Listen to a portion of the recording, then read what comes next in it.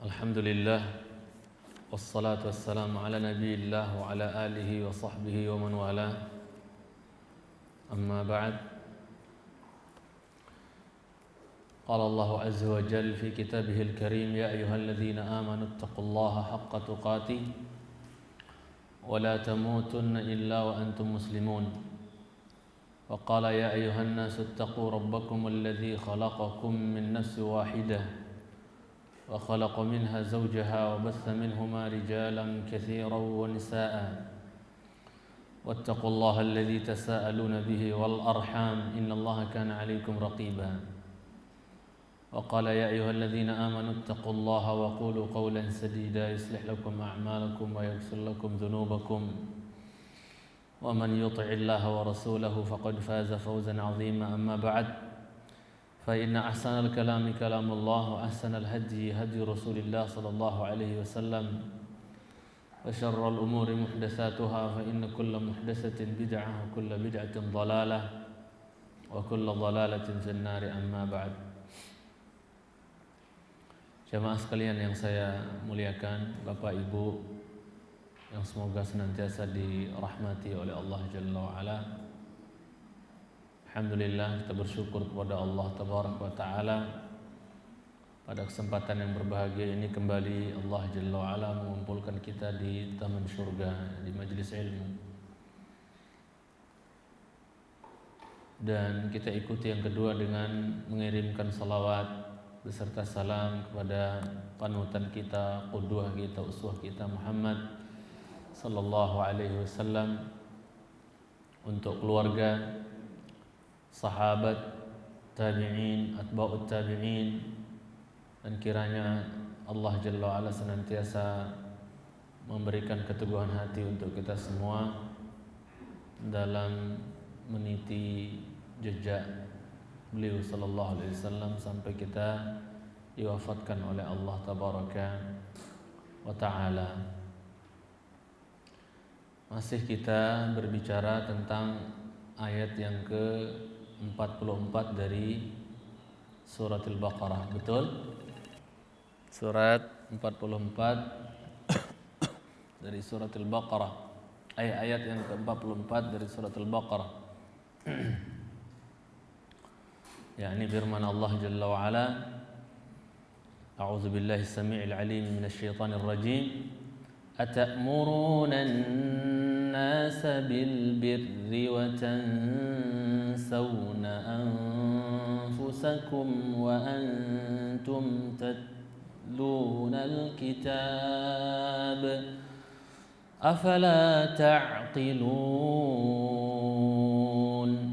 أتأمرون الناس, apakah engkau kalian memerintahkan, menyuruh pada manusia agar berbuat kebaikan, wa tansawna anfusakum, dan kalian melupakan diri-diri kalian, wa antum tatluna alkitab, padahal kalian membaca alkitab, afala taqilun. Kita sudah jelaskan kemarin ayat ini sebenarnya berkenaan tentang siapa, Bapak Ibu? Bani Israel. Walaupun sebenarnya yang jadi patokan itu bukan sebab yang khusus, tapi keumuman lafal. Berarti kita masuk semua masuk semua kita, bahwa tak boleh kita nyuruh orang berbuat baik, malah diri kita sendiri kita lupa, malah kita nggak melakukan kebaikan yang kita suruh tersebut. Naam. Kemudian jamaah sekalian yang saya cintai karena Allah Tabaraka wa Ta'ala, terakhir kemarin kita bahas yakni bahwa ada pertanyaan, bolehkah seorang yang kadang-kadang terjerumus dalam perbuatan dosa dan maksiat, kadang-kadang dia terjerumus dalam dosa dan maksiat, boleh enggak dia tetap menyuruh kepada kebaikan? Ya, maka sudah kita jelaskan bahwa apa? Dan mencegah dari kemungkaran, gitu kan? Sudah kita jelaskan bahwa terjatuhnya atau terjerumusnya seseorang ke dalam dosa dan maksiat kadang-kadang itu tidak menghalangi dia untuk terus apa? Beramar ma'ruf nahi mungkar. Aduh, saya nggak mau amar ma'an, anda nggak mau berdakwah, saya nggak maksud, saya masih kadang berdosa dan seterusnya. Kalau kayak gitu ada dai nggak di dunia ini? Ada ustadz nggak di dunia ini? Nggak ada. Karena nggak ada yang maksum, tidak ada yang lepas dari salah dan dosa. Yang sekali cintai Subhanahu wa taala. Jadi kita udah jelaskan jawabannya kemarin bahwa mengerjakan kemaksiatan itu maksiat, tapi membiarkan kemungkaran terjadi padahal kita mampu mengingkari tapi kita diam itu juga maksiat. Paham maksudnya, Mi? Jangan kita jatuh dalam lubang dua kali, ibaratnya apa? Sama-sama, maksudnya terjatuh dalam dua dosa. Ya, ibaratnya apa? Sudah jatuh ketiban tiang listrik gitu kan. Jadi ya sudah terjerumus dalam maksiat, kemudian melihat kemungkaran di depan mata padahal dia mampu untuk rubah tapi dia diam. Kenapa kamu diam, gak mengingkari? Aku juga gak maksum, aku juga kayak kadang berdosa, biarin aja deh. Ini namanya apa? Orang jatuh tambah lagi ketiban tiang listrik yang sekali cintai. Naam. Jadi tetap kita diperbolehkan untuk amar ma'ruf nahi mungkar walaupun kita sendiri kadang tidak maksum, jamaah yang secintai. Ada ungkapan dari Sa'id bin Jubair. Sa'id bin Jubair ini adalah salah satu di antara ulama tabi'in yang dipenggal oleh Hajjaj bin Yusuf Ats-Tsaqafi, Fir'aunnya umat ini, saking kejamnya. Ya.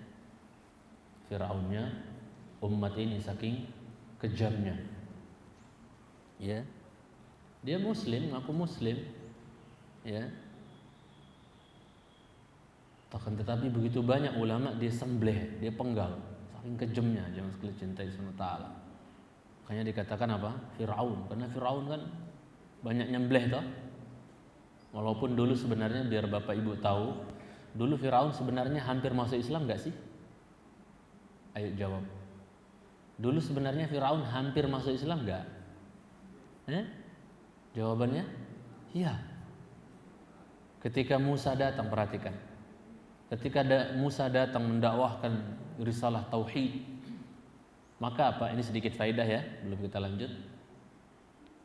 Maka Musa berkata kepada Fir'aun bahwa, wahai Fir'aun, aku datang berdakwah ke sini ke Mesir ini bukan ingin jadi Fir'aun.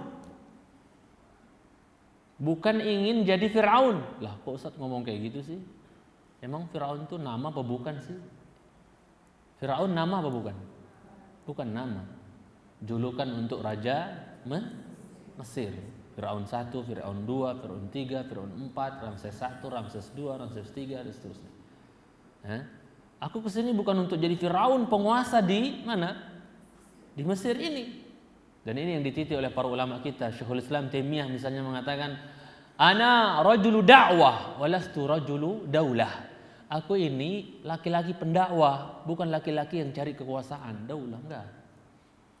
Musa alaihissalam datang kepada Fir'aun, aku kesini bukan mau jadi Fir'aun, aku mau menyampaikan risalah Allah yang dibebankan kepada saya. Ya, peganglah Mesir wahai Fir'aun, kamu tetaplah jadi raja. Tetap kamu jadi raja, saya nggak akan ngerebut kerajaanmu kok. Silahkan, kau pegang Mesir tersebut. Ya, cuman Musa berkata, Fir'aun, mau nggak aku tawarin kamu kerajaan yang berlipat-lipat, berkali lipat dibandingkan yang kau miliki sekarang di dunia ini? Mau nggak kamu? Kau jadi raja di dunia, nanti akhirat juga kau jadi raja. Kau memiliki kerajaan berlipat-lipat. Mau nggak kau? Yang namanya Fir'aun haus kekuasaan, ibaratnya jamaah ya hebat juga tuh, seru juga. Di dunia jadi raja, di akhirat juga dapat kerajaan. Bahkan berlipat-lipat dari kerajaan Mesir, dikasih sama Allah gitu kan. Mau nggak kau Fir'aun? Tapi syaratnya satu, antuslim. Apa? Engkau masuk Islam. Kau dapat kerajaan berlipat-lipat itu kelak di akhirat, syaratnya kau mau Islam.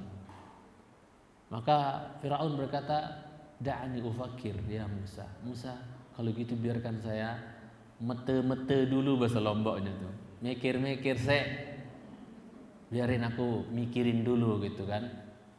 Ya. Ternyata jemaah sekalian cintai Subhanahu wa taala, Fir'aun mikirnya enggak mikir sendiri. Dia minta pendapat sama siapa? Menterinya yang paling dekat, yaitu siapa? Inna fir'auna wa hamana wa junudahu kanu minal khati'in. Firaun dan Haman, menterinya Firaun cuma satu apa banyak kira-kira? Banyak, tapi kok cuma satu yang disebut? Siapa doang? Haman. Kata para ulama tafsir seperti Ibnu Katsir, karena yang paling bejat dari semua menteri itu adalah siapa? Haman. Dan dialah yang mempengaruhi daripada Firaun yang tadinya hampir dia masuk Islam, sebenarnya tertarik gitu kan. Namun karena pengaruh teman yaitu Haman, akhirnya kagak jadi. Apa kata Haman? Dan ini ucapan Haman ini tercatat dalam kitab-kitab sejarah, Bapak Ibu yang saya hormati. Apa catatan tuh? Kata Haman, bahasanya keren banget ya, sampai Firaun tuh kelepek-kelepek, nggak masuk akal gitu kan. Akhirnya nggak jadi masuk Islam, nggak nerima dakwah Musa. Apa kata Haman? Aba'dama kunta rabban ma'budan takunu rabban 'abidan. Nggak salah tuh Firaun. Kata siapa? Haman. Masa setelah tadinya engkau jadi Tuhan yang disembah, sekarang kau akan jadi Tuhan yang menyembah? Paham gak maksudnya? Selama ini kan kau jadi Tuhan disembah, ma'bud. Masa sekarang kau mau jadi Tuhan tapi abid, penyembah? Adanya Tuhan itu disembah, masa sekarang kau nyembah? Ya juga ya, cemerlang juga otak lo. Siapa? Haman. Akhirnya apa jawabnya? Ini pengaruh teman. Hanya dengan satu kalimat dari seorang teman menjadikan orang melenceng. Coba. Nah, jadi Sa'id bin Jubair yang sekali cintai, seorang tabi'in, pembesar tabi'in. Lama dia jadi buronan ya, buronannya Hajjaj bin Yusuf, kabur sana ke negeri ini, ke negeri itu, lari sana, jadi buronan. Tapi lama-lama dia malu sama dirinya sendiri, malu sama Allah. Ya Allah, kok aku kayak takut kematian ya? Kabur sana, kabur situ, pindah sini, pindah situ. Kok kayaknya aku kesannya takut sama kematian tuh. Kenapa saya harus lari-lari jadi buronan seterusnya? Akhirnya apa? Ya wes, saya datang aja sekalian ke Hajjaj bin Yusuf yang menjadikan saya sebagai buronan. Datang dia. Sama kayak siapa? Musa, buronan tak? Datang dengan perintah Allah kepada siapa? Firaun, ngetuk pintu istana. Tahu ceritanya kan dalam surah Thaha? Naam. Sa'id bin Jubair juga sama. Ngapain sih gua harus muter-muter jadi buronan? Sudah, bagaimanapun takdir Allah nanti sudah, saya datang aja. Malu dia lari-lari. Akhirnya apa jemaah kecintai? Dia penggal lehernya sama siapa? Hajjaj bin Yusuf.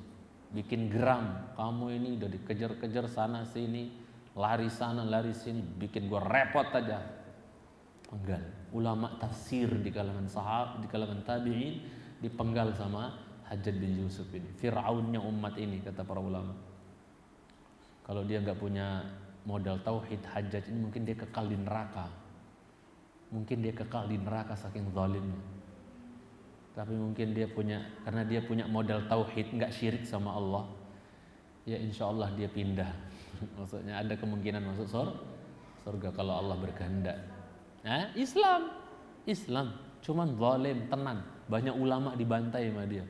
Orang yang menyelisih dia, sembelih, disalib di alun-alun, digantung. Kadang kepala ada yang digantung, badannya di mana disuruhnya. Banyak ulama yang digituin, termasuk Sa'id bin Jubair. Beliau pernah berkata tentang materi kita. Sa'id bin Jubair pernah berkata, "Lau kana al-mar'u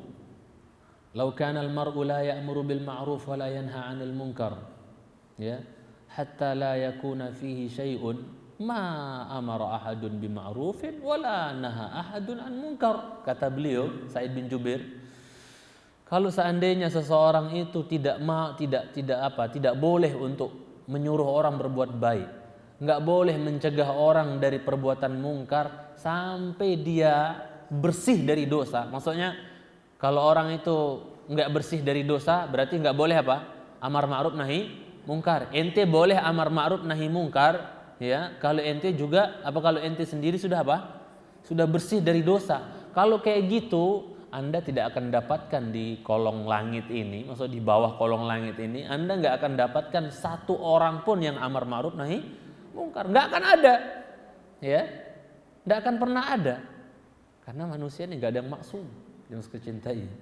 Maka Imam Malik, tahu kan Imam Malik ya? Imam Malik, Imam Daril Hijrah.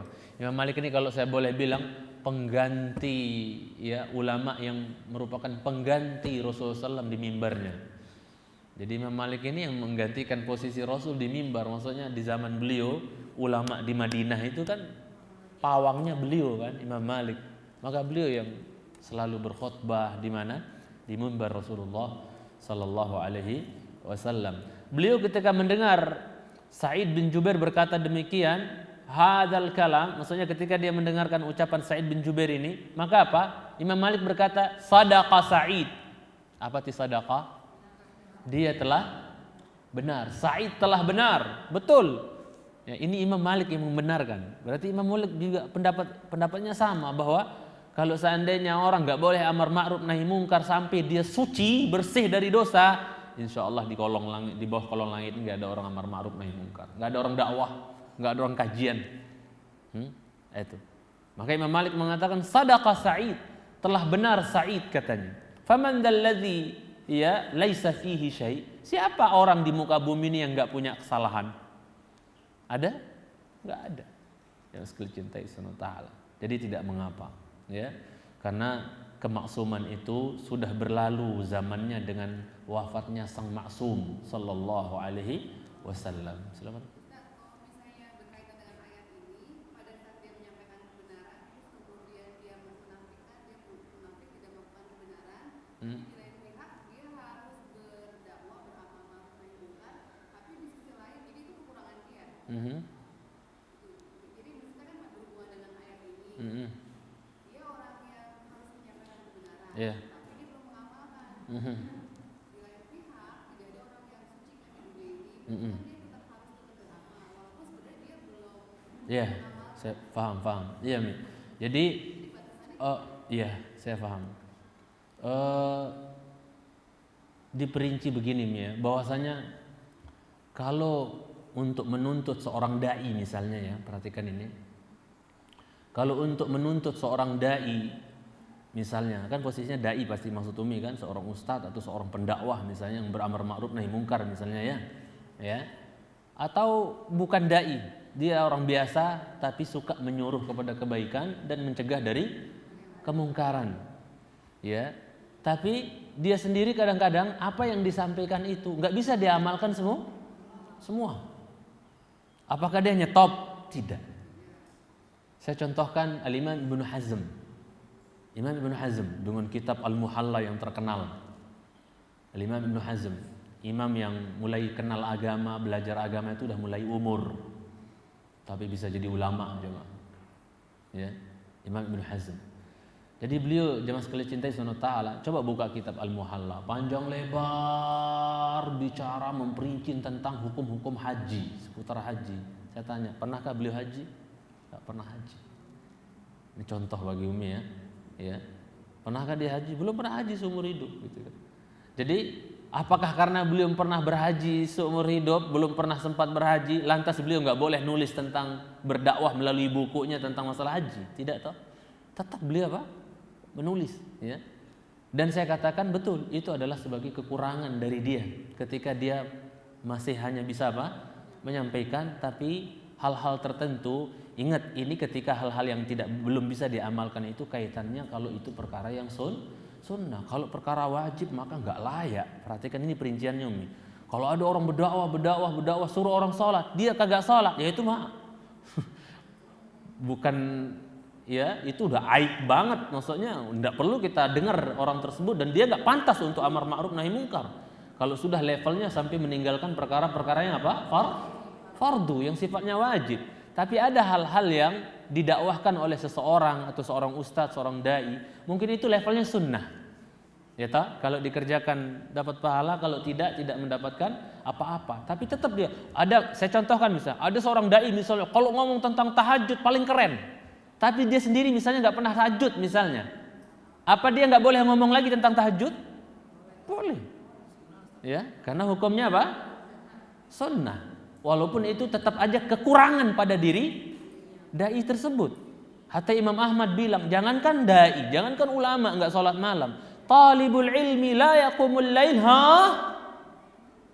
Penuntut ilmu, orang suka ngaji, nggak suka bangun malam, itu apaan kata beliau. Ini sebagai gambaran saja ya, bahwasanya selayaknya bahwasanya ketika seorang dai ngomong tentang sesuatu misalnya sepantasnya dialah yang mengerjakan pertama kali sebelum dia menyampaikan kepada orang lain. Tapi toh kalau seandainya dia belum mengerjakan apa yang dia sampaikan dari amalan-amalan sunnah, itu tidak menghalangi dia untuk menyampaikan amalan tersebut. Paham maksud saya Mi? Ya, ya. Kenapa Pak? Ya.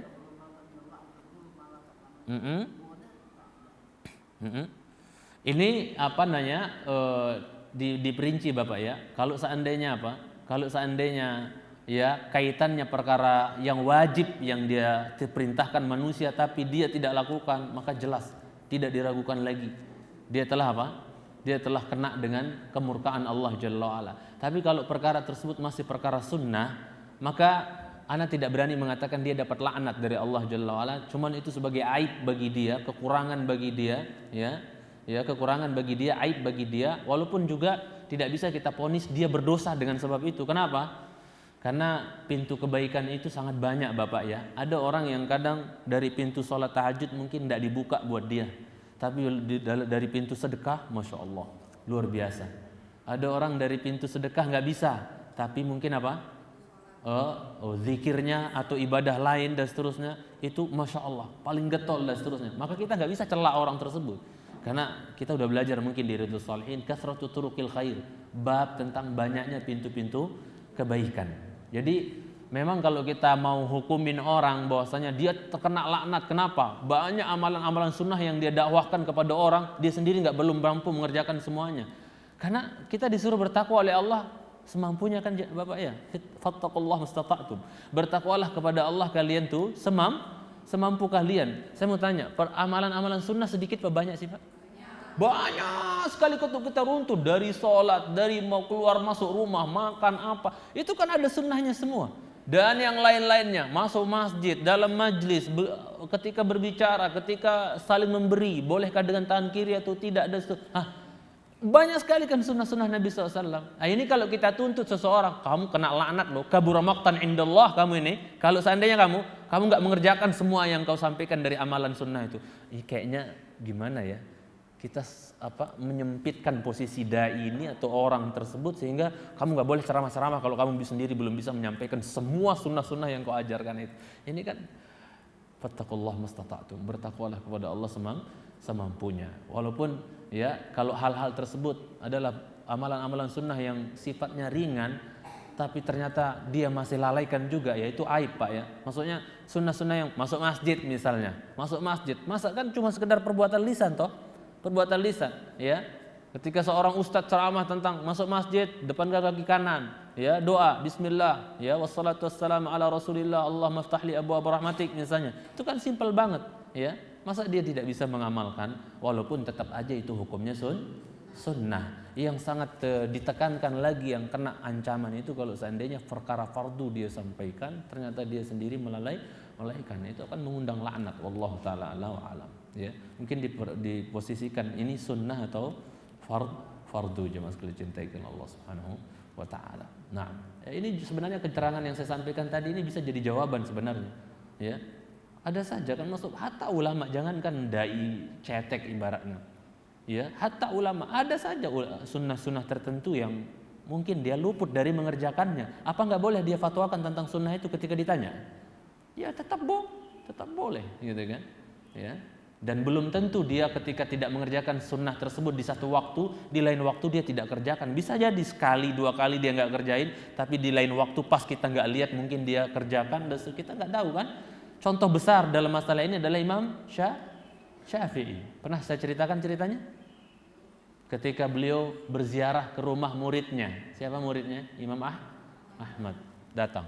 Ketika sampai di pintu, Imam Ahmad lagi di majelis sama murid-muridnya. Tiba-tiba Imam Ahmad, pas Imam Syafi'i di pintu, beliau mendengar Imam Ahmad membawakan hadis candaan Rasul terhadap siapa? Terhadap adik tirinya siapa? Anas bin Malik, yaitu Abu Umair yang mati burung kecilnya. Ya Aba Umair ma fa'alan nughair. Wahai Aba Umair, ada apa dengan Nugair, burung kecilmu itu? Burung kecilnya yang mati itu namanya Nugair. Kenapa? Nangis dia kan, dicandain sama Rasul, burung kecilnya mati. Kenapa burungmu nak? Kata Rasul, burung kecilnya yang mati itu. Maka apa? Imam Syafi'i dengar hadis itu dari Imam Ahmad, jadikan dia penasaran. Dari dia dengar sampai semalam suntuk malamnya itu, dengan apa? Tafakur. Enggak sholat malam, enggak apa, pokoknya enggak ada sholat malam. Pas sholat subuh juga enggak ngambil wudhu, main sholat aja dan seterusnya. Pas juga pertama kali datang disuguhin makanan sama Imam Ahmad, makanan itu dilahapnya sampai orang hampir enggak kebagian ibaratnya sama Imam Syafi'i. Menjadikan murid-murid Imam Ahmad tuh bingung. Lah katanya Syafi'i itu imam besar, berwibawa luar biasa, tapi kok makannya akeh tenan gitu kan. Makanannya Imam Ahmad dilahap semua. Terus ketika malam hari, seharusnya kan imamnya itu kan tahajud.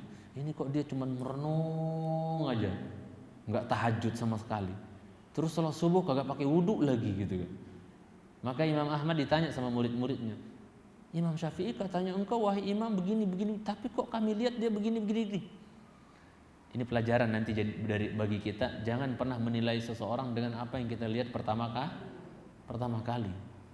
Imam Syafi'i kan pendatang nih, baru datang, dilihat sama murid-muridnya Imam Syafi'i. Semalam itu kebetulan nggak sholat tahajud, kerjanya merenung aja, makan banyak banget, ya. Kemudian sholat subuh nggak pakai wudhu.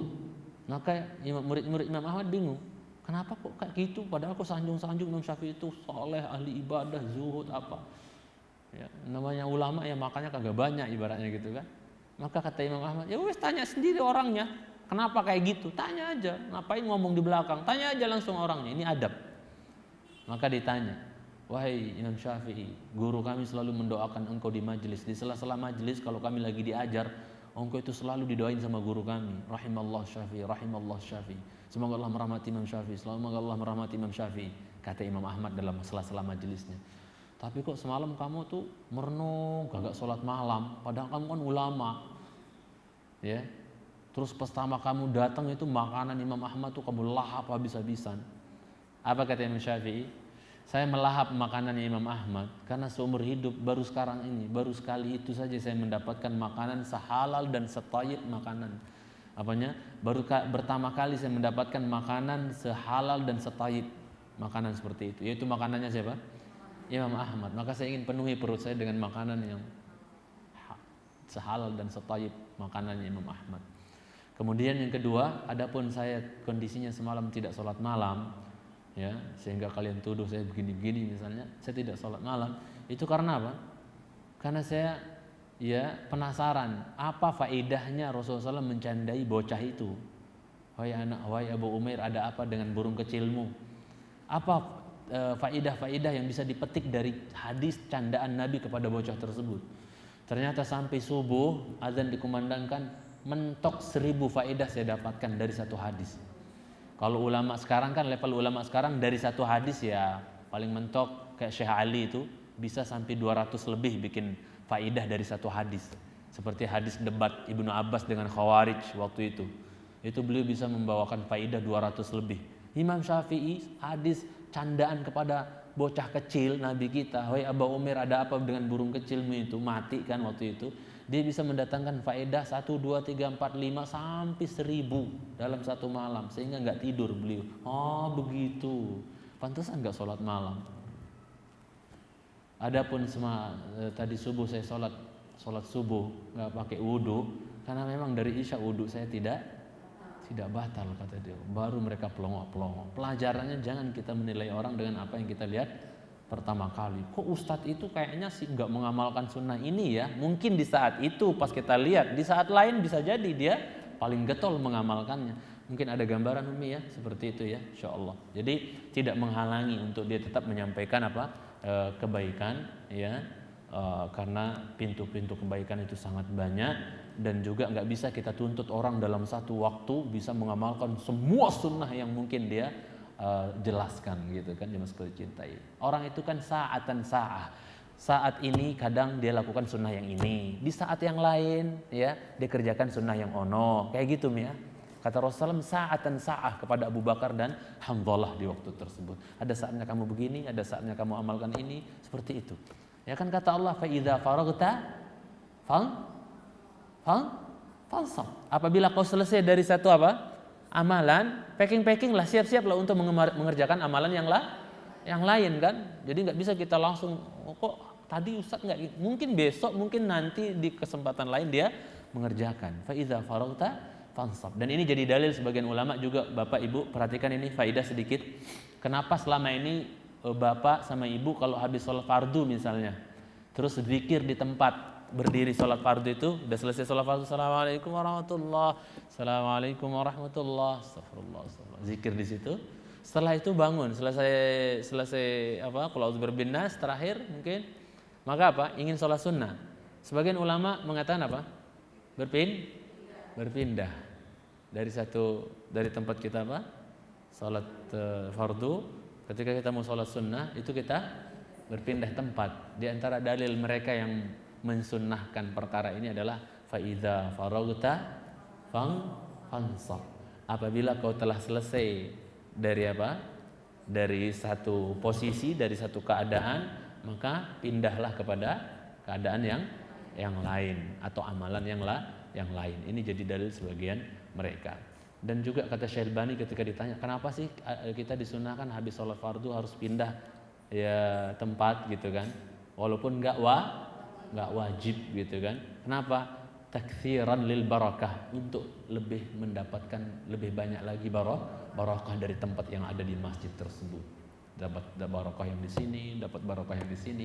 Karena semua potongan bumi yang kita pernah duduk di situ, ya, berzikir, sholat, sujud di situ, semuanya nanti akan apa? Bersaksi di hadapan Allah tabaraka wa taala. Nah, kemudian ummahat, bapak-bapak dan ibu-ibu yang dimuliakan Allah Subhanahu wa taala. Kemudian ada satu kisah dalam masalah ini. Saya ini dulu sampaikan sedikit, bukan termasuk suatu yang hikmah ya. Ketika seseorang terjerumus dalam dosa misalnya, ya, walaysa minal hikmati an aqa'a ala ya ana fi dhanbin wa amuru an-nas bi dhanbin mithlih la yamna wuqu'i fi dhanbi li dha'fi wa bashariyya wa li bashariyati an akhudh ay an uhadzir ghairi min al-wuqu' fi dhanb. Yaitu sudah saya sampaikan tadi bahwa bukan suatu yang hikmah bagi saya gara-gara saya tidak terlepas terjerumus dalam sesuatu yang ya dosa misalnya, kadang-kadang terjerumus dalam kesalahan dan dosa karena kelemahan dan kemanusiawian saya. Kalau manusia kan pasti ada salah kan ya, itu manusiawi, bisa kadang salah. Tidak hikmah kalau seandainya gara-gara itu lantas kita meninggalkan amar ma'ruf nahi mungkar. Ana mau kasih satu cerita. Ceritanya agak panjang tapi insya Allah manfaat insya Allah ya. Walaupun dari segi amanah ilmiah saya sampaikan, sebagian mengatakan sanad riwayat ini lemah gitu kan. Tapi sebagai faidah insya Allah nggak apa-apa kita bawakan ya. Karena sebagian ulama kerap membawakan kisah ini ya, bahwa tidak menghalangi seseorang ketika dia kadang terjatuh dalam kesalahan, tidak berarti dia terhalang ya untuk apa? Melakukan sebuah kebaikan. Ini contoh, Umi dengerin cerita ini insya Allah paham, maksudnya nyambung dengan apa yang kita bahas, bahwa ya bukan karena, maksudnya karena orang terjerumus kadang dalam kesalahan sehingga dia nggak boleh mengerjakan kebaikan yang lain misalnya. Oh kamu nggak boleh berdakwah, kamu nggak boleh ya ngamalin ini ngamalin itu, wong kamu begini, wong kamu pemabuk misalnya. Tidak menghalangi dia untuk melakukan kebaikan yang lain ya walaupun dia mungkin ada kesalahan atau dosa dalam satu keadaan. Contoh begini ceritanya, tolong didengarkan ceritanya ya, bahwa ada sahabat dulu namanya Abu Mihjan Ats-Tsaqafi. Dengarkan, Abu Mihjan Ats-Tsaqafi ya. Dia adalah seorang apa? Batal, seorang pemberani kalau di medan laga, batal, orang perkasa, orang kuat luar biasa ya, seorang faris, seorang penunggang kuda ulung ya, seorang pendekar kalau bahasa sekarang ya Bapak ya, Bu ya, pendekar itu faris. Nah, syuja', pemberani orangnya, miqdaman, kalau perang paling depan, nggak penakut enggak jaban. Ya. Lamma sami'a bi khurujis sahaba ila al-Qadisiyah, ketika dia mendengar bahwasanya ya para sahabat berangkat untuk berjihad ke Qadisiyah, di perang Qadisiyah melawan pasukan salib waktu tersebut. Ya. Maka yang keluar memimpin peperangan pertama kali waktu tersebut adalah Sa'ad bin Abi Waqqas, pemanah pertama dalam Islam. Jadi mbahnya para pemanah itu sebenarnya siapa? Sa'ad bin Abi Waqqas. Ya. Yang kalau melepaskan anak panah itu enggak pernah meleset. Kayak Imam Syafi'i, 10 sasaran, 10 kena. Enggak ada yang meleset. Ya, subhanallah. Sa'ad bin Abi Waqqas. Akan tetapi Abu Mahjan ini, mohon maaf Bapak Ibu, Abu Mahjan ini lemah sekali di hadapan arak. Maksudnya ada orang lemah di hadapan wanita, ada orang lemah di hadapan arak, ada maksudnya minuman memabukkan, ada orang lemah di hadapan jabatan, ada orang lemah di hadapan, beda-beda kan ya? Beda-beda. Ini sahabat Abu Mahjan Ats-Tsaqafi ini lemah sekali di hadapan apa, Pak? Khamr. Dia kalau udah khamr itu udah mudmin, pecandu teman, sudah susah untuk meninggalkan. Ya. Mudmin, udah pecandu. Maka apa? Kesalahan enggak ini? Dosa enggak ini? Dosa. Perhatikan. Kemudian jemaah sekalian cintai karena Allah Subhanahu wa taala, dia ini termasuk apa? Pecandu khamr. Kalau minum khamr itu enggak tanggung-tanggung. Glak-gluk, pokoknya saking hobinya. Ya gimana sih, zaman jahiliyah hidup itu udah rukun, punya kendi-kendi arak yang banyak di rumah itu udah rukun. Makanya ketika turun ayat khamr Al-Maidah 90-91, itu Madinah itu jalan-jalan protokol Madinah itu banjir khamr. Sehingga kaki-kaki sahabat yang lewat itu pada kena sama air khamr yang ngalir sana sini. Dan ini menunjukkan bahwa khamr itu zatnya tidak najis. Walaupun meminumnya haram, tapi zatnya tidak najis, suci dia. Ya. Minumnya baru masalah gitu kan. Naam. Jadi ya sering sekali dia di iqamatul had, dalam artian dia ditegakkan had. Ditegakkan apa? Hudud, yaitu apa? Dicambuk. Peminum khamr zaman Rasul 40 kali cambuk. Kalau zaman Umar, karena di zaman Umar makin parah para pemabok tuh, ditambah lagi 40. Piro? 80 biar jerah. Dan tahulah Umar kan galaknya tenan. Walaupun galak hatinya lembut, sudah saya ceritain kemarin kan di pengajian trilogi ya kan? Walaupun galak tapi hatinya lembut gitu, suka nangis. Kemudian jamaah yang saya cintai karena Allah Subhanahu wa taala, sering dia ditegakkan had, maksudnya dicambuk, minum khamr. Terus begitu. Nah, ketika keluarnya pasukan ke Qadisiyah, jamaah sekalian cintai karena Allah Subhanahu wa taala, ya. Maka apa? Dia ikut serta dalam rombongan ya mujahidin kemana? Ke Qadisiyah untuk berperang melawan pasukan salib waktu tersebut. Jamaah yang saya cintai. Namun ternyata sesampainya di sana, atau di Medan, maksudnya di Qadisiyah sana, itu di situ nggak tahan lagi dia. Orang pecandu ya Pak ya, ibarat orang pecandu rokok, ya kan? Gimana pun caranya yang penting bisa gitu. Kamar mandi pun di WC pun jadi, ya enggak? Makanya anak paling kesel, paling dongkol kalau masuk kamar kecil di mana gitu, di pom bensin atau apa, bau rokok itu kesel tenan gitu kan. Ya. Kesel banget, benci gitu jangan sekali cintai. Baunya itulah. Kita keluar pun, padahal kita enggak keluar pun masih nempel baunya. Ngeri kan?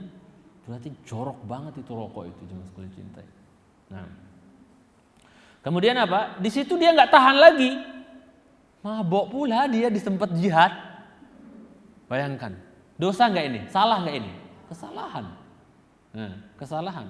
Tapi apakah menghalangi dia untuk melakukan kebaikan berupa jihad nanti? Dengarkan ceritanya. Maka apa jemaah sekalian cintai kepada Ta'ala?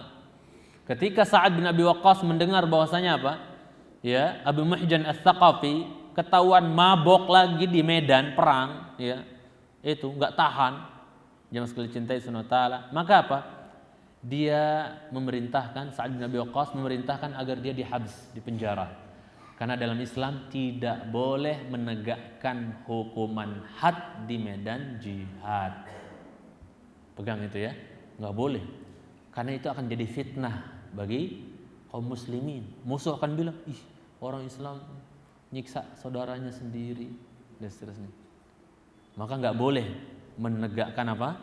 Misalnya ada yang berzina dalam perjalanan jihad, misalnya ada yang berzina, ditegakkan di situ nggak?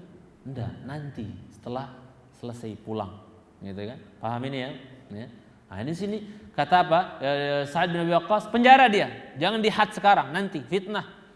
Penjara dulu, ditahan, maksudnya dibelenggu, disekap gitu kan? Ya, di penjara ibaratnya, diikat, dibelenggu, rantai, borgol. Maka apa jemaah sekalian cintai? Karena Allah Tabaraka wa Taala, mulailah peperangan. Peperangan sengit antara kaum muslimin. Dan di waktu itu qadarullah Sa'ad bin Abi Waqqas lagi diuji sakit. Ya. Beliau nggak bisa langsung terjun. Beliau hanya memantau dan mengemandokan peperangan itu dari atas sejenis apa ya? Kayak balai-balai yang tinggi gitu loh. Paham ya? Dari situ dia mantau. Pasukan ini, kelompok ini sini, pokoknya dia atur pasukan itu dari atas bangunan tinggi tersebut yang dibuatkan, ya, di Qadisiyah waktu tersebut. Maka jamaah sekalian cintai karena Allah Subhanahu wa taala, mulailah peperangan sengit. Nah, Abu Mihjan ini kan emang dia keluar mau niat perang, cuman masalahnya dia nggak tahan sama kebiasaannya di jalan, yaitu mabuk. Dia ingin perang. Lah tapi biar nggak dibelenggu kayak gini, ya, saya dibelenggu, saya disekap kayak gini, gimana? Maka apa? Mulai dia nangis, dengar sahabat tang tung, wur, tombak terbang, anak panah melejit dan seterusnya. Dia dengar semua itu, teriakan sahabat dan seterusnya, dia dengar, nggak tahan air mata dia, karena ngebet, pengen apa? Pengen berjihad. Subhanallah, ada tipe-tipe muslim kayak gitu Pak, Bu. Satu sisi mungkin dia lemah di hadapan maksiat tertentu, tapi kalau udah amalan misalnya sholat dia jaga tenan, atau ngaji dia jaga tenan, tapi kadang dalam masa tertentu dia nggak bisa tahan. Ya, pemuda-pemuda banyak saya dapatku, mungkin sholat jamaah oke, ngajinya oke, tapi kadang masih masalah dalam masalah musik misalnya. Saya tahu itu. Ya, jangan sekali cintai Subhanahu wa taala. Ada tipe-tipe sahabat seperti itu, lebih parah malah khamr gitu kan, nggak main-main ibaratnya kan. Tapi jangan sampai ini jadi dalih untuk pembolehan ya, omongan saya ini. Itu fenomena yang ada. Fenomena yang saya dapatkan gitu kan. Naam, jadi dia mulai nangis mendengar suara padang yang Masya Allah, tombak, teriakan dan seterusnya, Allahu Akbar, takbir dia. Gimana sih? Mendengar saudara-saudara sedang berjuang, dia tersekap kayak gitu, gimana perasaan coba? Padahal niat dari rumah apa?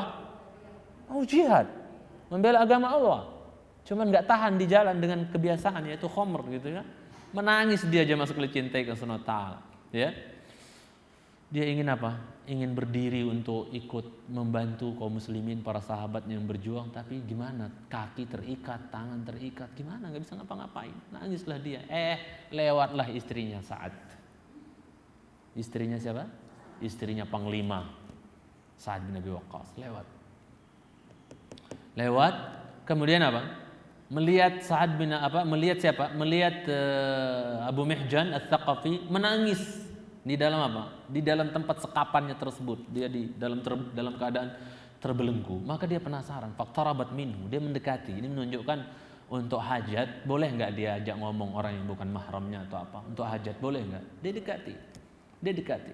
Waraqat lahu, kasihan.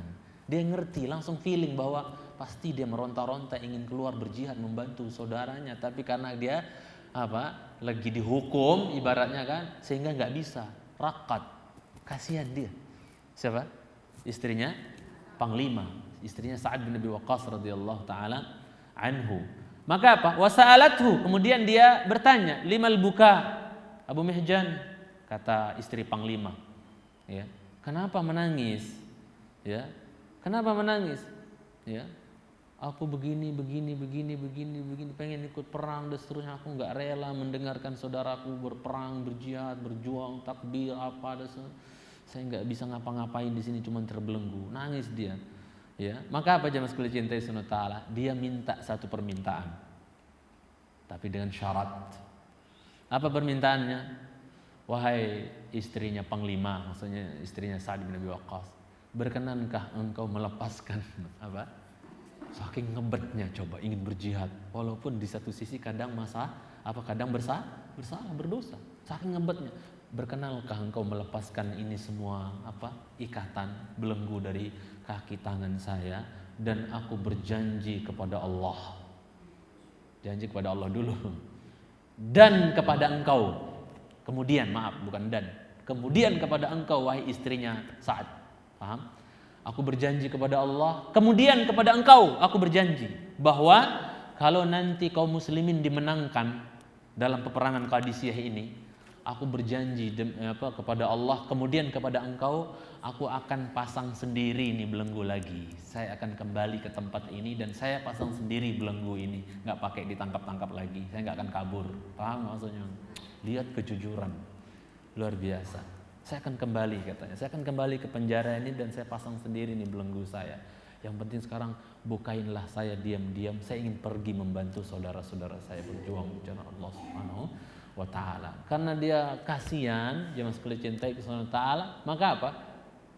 Ya, maka dia apa? Akhirnya apa? Setuju. Karena udah janji toh kepada Allah dan kemudian kepada istrinya Sa'ad. Kasihan juga dia, akhirnya dilepaskan. Kemudian Sa'ad kan enggak bisa perang. Maka apa? Diambilkanlah pedangnya siapa? Sa'ad. Jadi dia berperang dengan pedangnya Panglima tanpa pengetahuan Sa'ad bin Abi Waqqas radhiyallahu taala anhu. Kemudian juga apa? Ya, dia enggak punya, karena dia faris, seorang apa? Seorang penunggang kuda ulung. Maka apa? Pinjamkan kuda suamimu yang nganggur, katanya. Ya, biar lebih kan berperang lewat atas kuda itu kan lebih gampang membantai musuh yang di bawah toh. Ya kan, rata-rata Umar bin Khattab tahu kalau di atas kuda itu kelebatan tuh 6-5 orang kafir beres satu kali tebas, saking tingginya dan tak panjangnya beliau radhiyallahu taala anhu arda. Ya, Umar bin Khattab. Ya, pokoknya sahabat-sahabat terutama Quraisy itu, satu Quraisy itu bisa mengalahkan kekuatan 3 orang lain Quraisy selain Quraisy. Jadi satu orang Quraisy kekuatannya 3 laki-laki selain Quraisy. Nah, itu. Kemudian jemaah sekalian cintai Allah Subhanahu wa taala, ya. Sedangkan tadi Sa'ad bin Abi Waqqas enggak bisa perang, nganggur kudanya, pedangnya nganggur, itu apa? Karena dia sakit, jemaah sekalian cintai Allah Subhanahu wa taala. Akhirnya pedang suaminya dipinjemin kepada Abu Mihjan, kemudian kudanya dipinjamkan kepada Abu Mihjan, jemaah sekalian cintai karena Allah Subhanahu wa taala, langsung dia menutup menutup wajahnya. Kan kalau nggak ditutup ketahuan sama Panglima, ya ta? Sama Sa'ad bin Abi Waqqas radhiyallahu. Maka dia bercadar. Menutup apa? Menutup wajahnya. Mutalattim, dalam artian dia menutup wajahnya. Sudah. Oh, kayak singa padang pasir ibaratnya, membabi buta. Ngabisin ibaratnya. Karena luar biasa, niatnya yang luar biasa gitu kan, untuk berjuang, berjihad dan seterusnya. Jangan sekali cintai karena Allah Subhanahu wa taala. Ya, tanpa takut apa-apa dimerangsek habis-habisan. Jangan sekali cintai. Berkata Sa'ad, dia bingung dari atas tuh, tempat mantau itu. Dia bingung. Mana ada, katanya. Ini pendatang baru siapa bertutup wajah gitu kan? Siapa nih pendatang baru gitu katanya? Ya, dia katakan apa? Dia nebak-nebak. Walaula anni a'lam anna Aba Mihjan fi sijnihi laqultu innahu Abu Mihjan. Kalau seandainya saya tidak tahu bahwasanya Abu Mihjan sekarang di penjara, maka saya akan berkata dia Abu Mihjan. Cuman setahu saya dia lagi di penjara, nggak mungkin dia. Paham? Tapi kok tampang-tampang fisiknya mirip-mirip gitu kan? Tapi dia lagi saya penjara, nggak mungkin dia. Itu satu. Kemudian apa? Ya. Walaula anni a'lam anna Balqa' itu Balqa' pakai ain akhirnya. Balqa' itu kudanya siapa? Sa'ad bin Abi Waqqas. Kuda kesayangan dan kuda gagahnya siapa? Sa'ad bin, bukan Belqok ya. Balqa' pakai ain. Kalau seandainya ya saya tidak mengetahui bahwasanya Balqa di tempat saya tambat, saya akan berkata kuda itu adalah Balqa. Tapi kuda saya kan saya tambat. Nggak mungkin ada orang berani ngambil kudanya panglima gitu kan tanpa izin gitu kan. Tapi kok milik kudaku Balqa gitu kan. Dia bingung gitu kan. Itu pedang. Itu pedang kok kayak pedangku ya. Tapi pedangku kan aku simpan. Aku nggak mungkin ada yang berani ngambil gitu kan. Akhirnya bingung dia. Jemaah sekalian cintai karena Allah Subhanahu Wa Taala. Tapi dia nggak yakin kalau itu adalah Abu Mihjan. Nggak yakin kalau itu pedangnya, nggak yakin 100% kalau itu adalah kudanya. Jemaah sekalian cintai karena Allah Subhanahu wa taala. Naam. Kemudian jemaah sekalian cintai karena Allah Subhanahu wa taala, ya. Ternyata jemaah sekalian saya muliakan, berkatalah istrinya siapa? Sa'ad bin Abi Waqqas. Ketika Sa'ad ngomong kayak gitu, ternyata di sampingnya ada istrinya. Ketika Sa'ad bin Abi Waqqas ngomong kayak gitu, dia membenarkan dengan mengatakan, "Sadaqta ya Sa'ad." Wahai suamiku Sa'ad, kau benar katanya. Yang bercadar itu adalah siapa? Abu Mihjan. Kuda yang ditunggangin adalah Balqa. Pedang di tangannya adalah pedangmu katanya. Hah? Bingung lah, maksudnya terkejut lah. Kok bisa gitu ke ibaratnya kalau bahasa kita gitu kan? Ta'ajab, maksudnya dia heran. Kok bisa? Ya. Jangan sekali cintai karena Allah Subhanahu wa taala. Ya, yang dia herankan itu bukan karena terheran sama-sama karena kudanya dipakai, pedangnya dipakai, bukan itu yang membuat dia heran, benar-benar heran gitu. Yang buat dia heran tuh gimana kok orang pecandu khamr yang pikir dia mungkin orang-orang kayak gitu ya susah lah untuk diharapkan bisa ya wes gua nyantai aja di sini nggak perang dan seterusnya selamat atau apa gitu kan. Dia gak berpikir seperti itu. Tapi apa yang buat Sa'ad bin Abi Waqqas itu heran? Gimana orang di satu sisi dia pecandu khamr gitu kan, pemabuk, pemaksiat dalam artian peminum khamr. Tapi kalau masalah jihad, Masya Allah ya, apapun dia kerjain yang penting bisa ikut jihad. Dia berkelah kayak gimana pun, maksudnya bersiasat gimana pun dia lakukan demi bisa berjihad. Berarti luar biasa ini orang niatnya gitu. Hatinya luar biasa berarti kan. Cuma sekali cintai karena Allah Subhanahu wa ta'ala. Heran dia ya. Kemudian ini jadi pelajaran juga bagi kita bahwa faman akhlasa fi amrin bil ma'ruf wa nahyan 'anil munkar ma'a dha'fihi amama ba'dil ma'asi, maka ini tidak jadi aib bagi dia. Dalam artian apa jemaah? Bahwasanya seorang ketika dia ikhlas melakukan sebuah amar ma'ruf misalnya, maksudnya amar ma'ruf nahi munkar misalnya, tapi dia lemah di hadapan sebagian maksiat, maka itu tidak menjadi apa? Penghalang bagi dia untuk melakukan kebaikan. Amar ma'ruf nahi munkar kebaikan. Tidak terhalangi dia untuk melakukan kebaikan gara-gara di satu sisi mungkin dia ada maksiat kan enggak maksum. Selesai peperangan jamaah, qaddarallahu ma syaa fa'al, intasaral mu'minun. Pasukan kaum muslimin apa? Dimenangkan oleh Allah Jalla wa ala. Ya. In tansurullaha yansurkum wa yutsabbit aqdamakum. Kalau kalian tolong agama Allah, kalian bantu agama Allah, Allah pasti menolong kamu dan Allah akan meneguhkan pendirian. Kaki-kakimu akan teguhkan, kuatkan, kukuhkan, enggak bisa digeser sedikit pun oleh musuh-musuh, ya, itu. Kemudian ya, waqama Sa'dun bi nafsihi liyadhhaba ila Abi Mihjan. Maka dia pergi datang sendiri karena Abu Mihjan habis apa? Habis apa Bapak Ibu? Habis peperangan selesai, dia tunaikan janji dia kepada Allah dan kemudian kepada siapa? Istrinya Sa'ad. Dia balik ke penjaranya, dia pasang sendiri borgolnya. Jangan sekali lihat orang jujur. Sa'ad bin Abi Waqqas nggak tahan. Dia pergi datang ke siapa? Abu Mihjan, dan dia dapatkan Abu Mihjan di dalam penjaranya duduk menangis, gitu kan? Dalam kondisi menangis.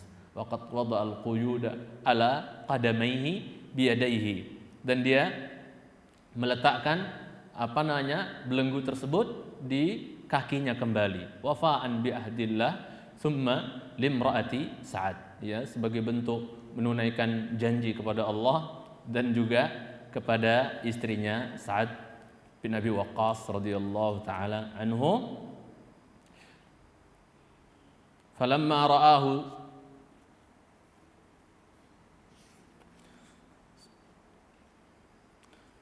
Ketika Sa'ad bin Abi Waqqas radhiyallahu taala anhu melihat Abu Mihjan dalam kondisi seperti itu, maka raqqalahu wa baka. Maka Sa'ad bin Abi Waqqas tersentuh, ya, prihatin, ya, ternyuh, kemudian dia menangis. Wa qala, ya Aba Mihjan, wahai Abu Mihjan, wallahi la ajliduka ba'dal yaumi abada. Saya tidak akan pernah untuk mencambukmu setelah hari ini, wahai Abu Mihjan. Karena jilidnya takzirnya orang minum khamar adalah dicambuk. Demi Allah, wahai Abu Mihjan, aku tidak akan pernah mencambuk engkau setelah hari ini, abadan, selama-lamanya. Ya. Setelah dia melihat apa yang diperbuat oleh Abu Mihjan, kejujuran dia gitu kan, masya Allah, ya. Begitu besar pembelaan dia terhadap Islam gitu kan. Fabaka Abu Mihjan, maka Abu Mihjan pun menangis, waqal, dan berkata, wa ana wallahi la ashrabul khamra ba'dal yaumi abada.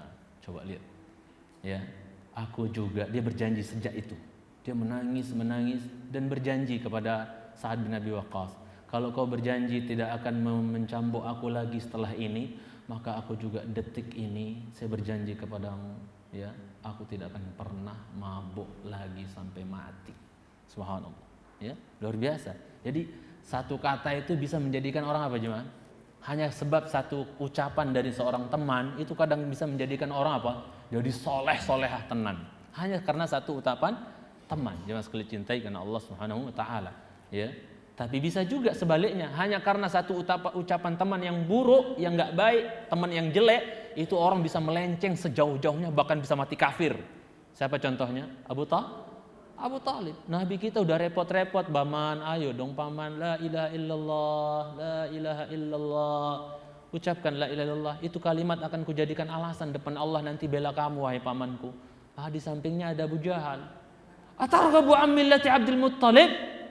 Ya, Abu Talib, kamu benci sama agama bapakmu, Abdul Muttalib, agama jahiliyah, penyembahan berhala. Lihat, hanya karena ucapan teman, kamu benci emang agama bapakmu. Hanya karena ucapan sekalimat teman, akhirnya apa? Bal ala millati Abdul Muttalib. Ya, saya istiqomah di atas agama bapak saya. Mati di atas apa? Kesyirikan. Dan azabnya Abu Talib paling ringan, nanti diletakkan apa? Nun sewu ya, nih, ini namanya akhmas. Mohon maaf ya, ini namanya akhmas. Diletakkan kerikil jahanam di akhmasnya, di kiri dan kanan, di sini nih, dilekukan di sini. Yagli minha dimaghu, itu azab paling ringan Abu Talib setelah dapat syafaat khusus dari Nabi SAW. Jadi Nabi kita ada syafaat khusus buat pamannya Abu Talib, untuk diringankan azabnya. Level paling rendah ringan azabnya Abu Talib, ya, di akhmasnya ini diletakkan kerikil jahanam sampai apa? Ya, mendidih otaknya, otak kepalanya tersebut, Mas Kulcita. Jadi saya mau katakan di sini, koleksilah teman yang banyak, yang saleh dan salehah, karena sesungguhnya nanti teman-teman yang saleh dan salehah itu bermanfaat di hari kiamat. Ya, Hasan Basri pernah berkata, istakthiru minal ashabis salihin fa innahum yanfa'una yaumal qiyamah. Perbanyaklah koleksi teman-teman yang saleh salehah, karena sesungguhnya mereka bermanfaat nanti di hari kiamat. Dari semua teman kita yang kita catat nomor HP-nya, bahkan ustadz, mungkin ustazah yang kita punya nomornya, yang kita selalu minta pendapat kepadanya, kita nggak tahu dari sekian banyak ratusan teman kita yang saleh salehah itu, kita nggak tahu siapa yang menjadi sebab selamatnya kita nanti di akhirat. Kalau toh ada yang ditakdirkan nyemplung dulu, dengan sebab siapa dia naik nanti dari jahanam itu, kita nggak tahu dari teman-teman itu. Karena kata Hasan Basri, nanti penduduk surga yang saleh salehah yang masuk dalam surga itu nggak tenang dalam surga itu, hidup sendiri tanpa teman sejawatnya dulu di dunia. Dia cari-cari kemana fulan, mana fulana, kok aku nggak ngelihat. Maka Allah katakan, hal antum muttali'un, kamu mau lihat temanmu? Maka dilihat, ternyata temannya di jahanam. Ya, jangan sekali cintai. Maka apa? Dia minta izin, ya Rabb, aku nggak bisa tenang di surga tanpa temanku masuk juga ke dalam surga. Dengan izin Allah, syafaat dari teman, akhirnya teman yang di dalam neraka itu pindah dari neraka kemana? Ke surga. Karena mungkin dia masih punya iman walaupun sebesar biji sawi dalam hatinya. Naik dari jahanam, subhanallah. Penduduk neraka jahanam yang kekal di dalamnya itu bingung, kok itu tadi teman kita disiksa di jahanam, kok dia masuk surga sih, keluar? Enak banget sih diangkat dia. Hal syafa'ah lahumullah, apakah yang memberi syafaat buat dia Allah? Qalu la, tidak. Apakah yang memberikan syafaat buat dia adalah para nabi? Qalu la, tidak, bukan nabi yang memberikan syafaat buat dia. Ya. Hal syafaat lahumul malaika, yang beri syafaat malaikat ya? Bukan malaikat. Bal syafaat lahumus suhbah as-salihah. Yang kasih syafaat dia temannya yang baik dulu ketika di dunia. Dia bebas keluar dari dalam neraka. Akhirnya penduduk neraka mengatakan, "Fama lana min syafi'in wala hamimin wala syafi'i wala sadiqin hamim." Tidak pula, apa kata dia? Kita tidak memiliki orang yang bisa memberikan syafaat buat kita hari ini, ya, karena kita nggak punya teman soleh dulu di dunia. Orang kafir ngomong gitu di dalam neraka yang kekal tuh. Malana min syafi'in, kami nggak punya orang yang bisa diharapkan syafaat buat kami. Wong kita nggak punya teman soleh di dunia, jadi koleksi temannya di semuanya, di HP-nya itu koleksi teman, bejat semua misalnya. Nggak ada yang bisa diharapkan, kafir semua misalnya. Maka malana min syafi'in, nggak ada yang bisa beri syafaat buat kita, maka kita nggak punya teman soleh. Ya. Wala sadiqin hamim, tidak ada teman yang setia yang bisa membantu kita di sini sekarang. Nggak ada yang salah. Jamaah sekalian, menyesal akhirnya. Ya, jamaah sekalian. Nah, di hari itu dalam ayat lain Allah katakan, yauma ya'addu dzalimu ala yadayhi. Di hari orang-orang zalim bejat yang tidak mau cari teman yang saleh-saleh itu menggigit jari. Orang gigit jari itu biasanya karena nyesel enggak? Iya. Duh, gitu, nyesel. Ya. Yaqulu ya laitani ittakhadtu ma'ar rasuli sabila. Duhai kalau seandainya aku menjadikan, maksudnya aku mengikuti jejaknya Rasul itu, mengikuti jalan Rasul. Dan ini ayat turun kepada Uqbah bin Mu'id. Kami tahu Uqbah bin Mu'id ini kurang ajar. Dia pernah bikin pesta, diundang dedengkot Quraisy, diundang. Termasuk yang diundang Nabi kita. Tapi Nabi kita bilang, "Ane mau datang Uqbah ke pesta ente, tapi syaratnya kamu mau masuk Islam." Maka dia berpikir, ya sudah, saya pikir dulu Muhammad. Hampir dia mengucapkan la ilaha illallah Muhammad Rasulullah. Uqbah bin Mu'id yang pernah naruh jeruan onta di kepala Nabi loh, Uqbah bin Mu'id. Hampir dia mengucapkan syahadatain. Cuman teman sejawat, lihat temen sejawat. Siapa? Bapaknya Khalid bin Walid, Al-Walid bin Mughirah. Itu CS banget sama siapa? Sama Uqbah ini, bin Mu'id ini. Al-Walid bin Mughirah mendengar kalau Uqbah itu mau masuk Islam, maka dia langsung bilang, la usahibuka abadan hatta takfur bi Muhammad. Aku enggak bakal nyambung pertemanan lagi sama kamu sampai kau kufur sama Muhammad, kau kafir sama Muhammad. Bahkan lebih sadis lagi dikatakan, wala usahibuka abadan hatta tabsuqa ala wajhi. Aku enggak akan mau berteman lagi sama kamu sampai kau mau ludahin mukanya Muhammad, katanya. Ya. Bahkan ketika Abu Jahal, siapa di antara kalian yang berani letakkan jeruan onta di kepalanya Muhammad pas sujud di depan Ka'bah? Yang berdiri duluan siapa? Uqbah bin Mu'id. Maka dia langsung dapat gelar di waktu itu Syaqiyul Qaum. Maksudnya manusia yang paling besar, paling keji permusuhannya terhadap Islam adalah Uqbah bin Mu'id. Tidak ada yang lain. Itu pawangnya paling keji permusuhannya pada Nabi. Sampai meletakkan jeruan juga, mencintai. Ya, itu. Jadi gara-gara ucapan seorang teman, akhirnya apa? Yang tadinya hampir masuk Islam jadi enggak jadi. Maka nanti dia gigit jarinya dan berkata, ya laitani ittakhadtu ma'ar rasuli sabila. Duh, kalau seandainya aku mau ngikutin jalannya Muhammad, ya. Ya wailata laitani lam attakhidh fulanan khalila. Duhai kalau seandainya aku enggak jadikan Walid bin Mughirah jadi teman, mungkin aku Islam. Ya kan? Laqad adallani 'anidz dzikri ba'da idz ja'ani. Dia menyesatin saya dari peringatan Allah setelah peringatan itu datang melalui lisan Muhammad. Itu jemaah sekalian cintai karena Allah Subhanahu wa taala. Nah. Iya, di surah Al-Furqan. Iya. Iya, bahasanya tangan itu untuk mubalaghah. Bahasanya ini menunjukkan penyesalannya begitu dalam.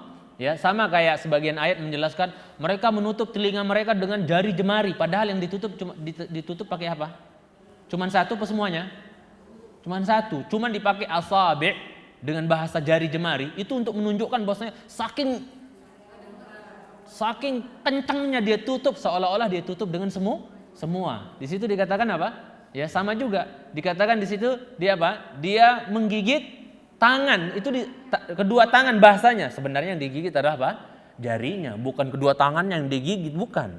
Biasanya orang kalau menyesal semua jarinya yang dia gigit atau satu dua yang digigit atau satu bahkan, ya kan? Ini ungkapan saja. Iya, menunjukkan kesangatan dalam menggigit. Aduh, saking nyesalnya digigit habis-habisan. Maksudnya, paham maksudnya ini ya?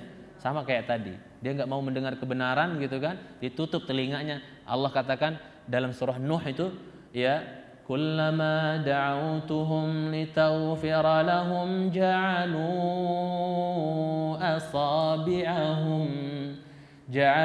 asabi'ahum fi آذانهم واستغشوا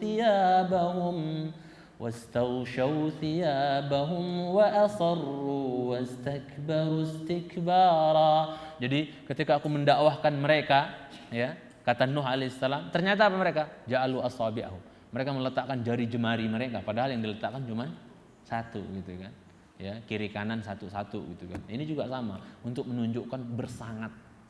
Wallahu a'lam. Kemudian jamaah cintai karena Allah Subhanahu wa taala. Ya. Apa katanya? Faqad yakunu bi amrika lil ma'ruf wa nahyika 'anil munkar barakatan 'alaika liyaftaha 'alaika liwarithaka hayaan minallahi wa khajalan minallah. Ada faedah lain nih, Bapak Ibu sekalian. Ada faedah lain bahwa bisa jadi dengan apa? Dengan kau tetap amar ma'ruf nahi mungkar, walaupun di sisi lain kamu kadang lemah di hadapan sebuah maksiat. Paham maksud saya? Bisa jadi dengan kau tetap melaksanakan intens melakukan amar ma'ruf nahi mungkar, walaupun di satu sisi kamu lemah di hadapan sebuah maksiat misalnya, bisa jadi itu jadi penolong bagimu untuk kau apa? Kau satu saat kau malu sama dirimu sendiri dan kau malu sama Allah. Ya Allah, gimana ya? Aku kan misalnya ustadz misalnya. Aku kan dai, nyuruh orang berbuat baik. Tapi kok aku susah sih meninggalkan dosa tersebut. Akhirnya muncul apa enggak? Muncul apa? Muncul malu. Aduh, malu ah. Bisa jadi enggak itu jadi sebab dia bisa meninggalkan secara total? Karena malu. Masa sih saya ustadz tapi enggak bisa meninggalkan itu? Masa ustadz ke bioskop misalnya kan? Ya. Atau ke bar atau nauzubillah dan seterusnya kan? Jadi dia apa? Akan apa? Ada rasa malu sehingga itu bisa jadi sebab dia meninggalkan total. Coba kalau dia apa? Berhenti amar ma'ruf nahi mungkar. Dia akan merasa aman-aman saja dengan maksiat tersebut, enggak akan rasa malu, gitu kan? Dalam artian apa ya? Ana pribadi mohon maaf, ana rasakan. Ana kalau keluar tanpa peci, ana mohon maaf tipe keringetan kepala itu kalau pecian terus suka keringetan. Gitu. Kayak Rasulullah SAW tipe keringat Nabi kita SAW. Sampai keringat beliau itu apa? Ditadah sama Ummu Sulaim jadi minyak wangi paling harum sedunia. Subhanallah. Terutama ketika beliau khutbah di Arafah. Di Arafah itu kan panas kan? Ya enggak? Beliau lagi berdiri di bukit Arafah itu Ummu Haram seorang sahabat dengan putranya itu sibuk nadahin keringat Rasulullah SAW. Harum. Ngalahin parfumnya ibu-ibu di rumah gitu kan. Ya, jangan sekali cintai Subhanahu wa taala. Maka apa? Tadi mau ngomong apa ya? Iya. Jadi kayak kadang saya rasakan apa ya? Maksudnya kalau keluar, anak kan kalau mau beli apa di luar rumah gitu kan, maksudnya di pinggir jalan raya di Calangkap itu, kadang-kadang kalau untuk cari peci dulu kan kayaknya gimana gitu, repot atau apa. Keluar gitu kan. Ya. Keluar tuh kayaknya gimana gitu ya, ada rasa malu memang, canggung gitu kan. Ya, ada rasa canggung, ya. Dan juga ketika kita misalnya keluar, faedahnya kalau kita misalnya contoh kecil ini, ketika kita keluar misalnya dalam kondisi berpakaian rapih gitu kan, saya misalnya pakai jubah atau atau siapa saja, saya atau siapapun, ketika dia keluar dengan penampilan yang penampilan agamis gitu, maksudnya yang religi gitu kan, kira-kira itu bisa membantu nggak dia untuk kayak ibu-ibu lah, nggak usah jauh-jauh, ibu-ibu ketika keluar dalam pakaian kondisi pakaian syar'i misalnya, ketika keluar ibu-ibu malu nggak kalau kira-kira jilbab besar tapi masuk ke bioskop, apa ke tempat dance, apa tempat goyang-goyang itu apa namanya? Ke diskotik misalnya. Kira-kira malu nggak Umi? Malu kan? Malu lah. Orang diskotik kan ayam potong semua kan yang ke situ toh, ya kan, dan seterusnya. Jadi bisa jadi apa? Bisa jadi penghalang untuk apa? Ada malunya gitu kan, ya, ada malunya. Jadi kita ikhwan misalnya, ketika keluar dalam kondisi pakaian syar'i, pakai peci pula, ini enggak malu enggak kalau ngelirik-lirik perempuan apa gitu, cantik, malu enggak? Malu lah, itu orang jenggotan kok matanya jelalatan ya, enggak, dan seterusnya misalnya kan, malu kan, ya kan? Jangan sekali cintai kalau Allah Subhanahu wa taala, ya. Berbeda dengan orang ketika penampilannya necis, kaosnya ketat, jeans, sepatu apa, dengan rokoknya, itu kan dia lepaskan pandangannya, menurut dia bebas-bebas aja kan, enggak ada rasa malu dan seterusnya. Ini sebagai gambaran dari saya jemaah sekali cintai karena Allah Subhanahu wa taala. Naam. Kemudian lihatlah sekarang keterkaitan antara ayat-ayat yang sudah kita ambil, ya, dengan ayat-ayat yang selanjutnya. Maksudnya antara satu ayat dengan ayat yang lain tuh biasanya saling mutarabit, saling apa? Keterkaitan biasanya. Nah, di sini lihat Allah Subhanahu wa taala memerintahkan Bani Israel untuk beriman kepada Nabi kita SAW dalam ayat-ayat yang sudah kita pelajari. Kemudian mereka diperintahkan oleh Allah untuk meninggalkan kesesatan mereka dan menyesatkan manusia. Jangan kalian sesat, jangan juga menyesatkan manusia. Ya. Kemudian apa? Dan juga dilarang mereka untuk mencampur adukkan kebenaran dengan kebatilan, dan juga dilarang untuk menyembunyikan kebenaran. Dan Allah Subhanahu wa taala melarang mereka untuk memperjualbelikan ayat-ayat Allah dengan harga yang murah. Itu kan sudah berlalu semua ayatnya ya. Ya, dan mereka diperintahkan oleh Allah untuk selalu menegakkan atau melaksanakan syariat-syariat yang Allah perintahkan. Aqimus shalah wa atuz zakah warka'u ma'ar rakiin. Jadi menunjukkan umat-umat sebelumnya juga ada salatnya enggak? Ada zakatnya enggak? Iya, diperintahkan untuk menjaga syariat-syariat tersebut. Nah, Allah Subhanahu wa taala jemaah, Allah Subhanahu wa taala Maha mengetahui bahwasanya untuk melaksanakan perintah-perintah tersebut dan menjauhi larangan-larangan tersebut, ya, dan menjaga batasan-batasan Allah, kemudian memelihara syariat-syariat Allah, Allah sudah tahu bahwasanya itu butuh kepada apa? Butuh kepada pertolongan. Karena gampang enggak Umi? Misalnya aqimus shalah, kan sudah berlalu ayatnya kan? Sudah kita bahas, tegakkan salat, tunaikan zakat, Bapak ya. Ya. Jangan sembunyikan kebenaran, jangan campur adukkan kebenaran dan kebatilan dan seterusnya. Itu semua perintah-perintah semua enggak? Ya. Kalau seandainya kita enggak dapat pertolongan dari Allah, gampang enggak kita laksanakan semuanya? Enggak gampang, susah, berat, ya. Ya, berat untuk melaksanakan semuanya, ya. Untuk menjaga syariat-syariat Allah dan seterusnya, ya kan? Untuk menjaga keimanan biar naik terus. Itu bukan sesuatu yang mudah, sulit. Ya, nggak gampang. Makanya Allah SWT gandengkan ayat-ayat tentang perintah-perintah dan larangan sebelumnya itu digandengkan dengan ayat selanjutnya. Tolong lihat ayat berapa jadinya? 45. Ya, karena itu semua nggak gampang, maka kita butuh kepada pertolongan dari Allah Jalla wa'ala. Allah suruh kita minta tolong. Gimana caranya? Wasta'inu bis sabri was salah wa innaha lakabiratun illa 'alal khashi'in. Apa artinya? Terus? Masya Allah. Jadi kita perlu minta tolong. Jangan sekali cintai semua. Apa-apa yang sudah dijelaskan dari perintah dan larangan, batasan-batasan itu untuk mempraktekkan dan menjaganya bukan sesuatu yang mudah. Ya. Maka apa? Butuh pertolongan dari Allah Tabaraka wa Ta'ala. Ya. Butuh pertolongan dari Allah Rabbul Izzati wal Jalalah. Jangan sekali cintai karena Allah Subhanahu wa Ta'ala. Ya. Dan semuanya. Makanya Allah katakan di sini berat kan? Disuruh kita untuk minta tolong pertama dengan kesabaran, terus yang kedua dengan cara salat, ya, jamaah sekalian cintai Allah Subhanahu wa taala. Dan walaupun itu memang berat, kecuali bagi orang-orang yang punya ketundukan kepada Allah, illa alal khashiin ay al khadiin. Itu semua berat memang. Sabar dan salat itu bukan sesuatu yang ringan. Minta tolong kepada Allah dengan sabar dan salat itu bukan sesuatu yang ringan, berat, ya. Maka butuh kepada apa? Pertolongan Allah tabaraka wa taala. Kita minta tolong kepada Allah Subhanahu wa taala, dan itu yang selalu kita ucapkan isti'anah ini dalam Fatihah, iyyaka na'budu wa iyyaka nasta'in. Dan isti'anah di sini enggak hanya dalam perkara dunia, perkara akhirat, Bapak Ibu. Hatta dalam masalah dunia kita minta tolong enggak sama Allah? Iya, tetap perkara dunia maupun perkara akhirat kita tetap minta pertolongan kepada siapa? Kepada Allah Subhanahu wa taala, ya. Dan ini semua susah untuk dilakukan oleh seseorang kecuali dia orang-orang yang tunduk. Siapa orang tunduk itu? Ayat 46-nya. Ciri-ciri orang tunduk, ciri-ciri orang khusyuk itu gimana cirinya? Alladzina yadhunnuna annahum mulaqu rabbihim wa annahum ilaihi raji'un. Yaitu orang-orang yang yakin bahwasanya mereka akan apa?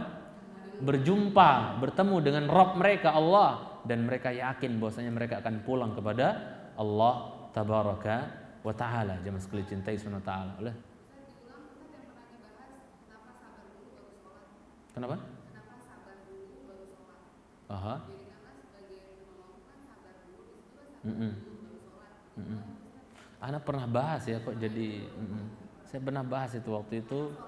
Karena sebentar, iya, karena sholat itu butuh kepada apa?